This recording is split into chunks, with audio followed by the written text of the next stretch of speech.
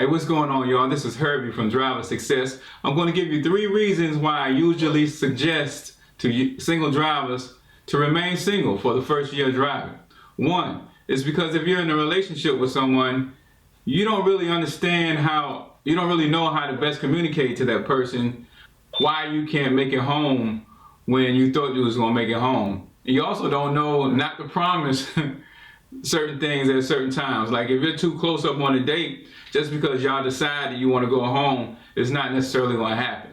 It depends on the company, who you're driving for, where you are at that time, and basically how open they are to making adjustments, So it really is good to get in the company, be there a while, understand how the company operates, and understand really trucking before you get in a relationship, so that you can better communicate with that person about what's going on.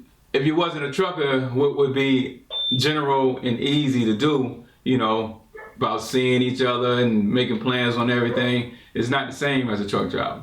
2 is because you can focus more of your time and attention on actually learning all you can about trucking. And 3 is because that first year, depending on how you get in it, you might be able to start a company. After that year, if the company is still unpredictable and the schedule is less desirable, you can go to a company where they care more about the driver having a life outside of trucking, and you can go home like every 3 weeks or every 4 weeks or every 2 weeks for some companies if you want to. And that's not going to be an issue between you and the dispatcher. So if you're at that company already, that's great. But if you're not and you're in a relationship, it's a headache on top of you trying to learn the game of trucking. So that's it, 3 reasons. 1 is because during that first year, it's going to be more difficult to communicate with another person. You mess around and end up with someone not understandable, then that's going to be a problem. 2 is because it's going to take away from you learning what you can about trucking. Because if you do focus totally on trucking, spend all your time and attention on learning that and trying to do things right and everything, then you're ignoring a relationship. Now that's a problem.